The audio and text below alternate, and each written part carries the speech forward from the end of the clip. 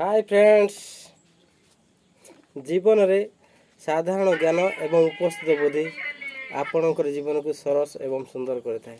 यह केमिति मो निज कहानी विषय कहबी।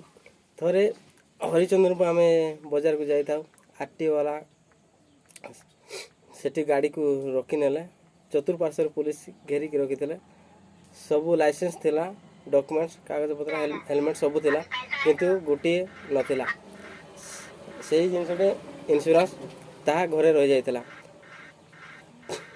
आरटीओ वाला चाबी काटी को रखिले गाड़ी देलेनी, किंतु साधारण उपस्थित बुद्धिजीवी मुझे गाड़ी की सहजरे बाहर को नहीं आसिली।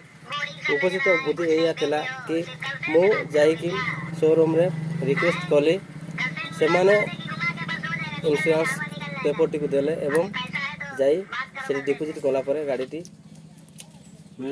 देइथिले। जदि आपणकर साधारण ज्ञान एवं उपस्थित बुद्धि ठीक समय व्यवहार करते आपणकर जीवन सरस एवं सुंदर होता है एवं होइबो।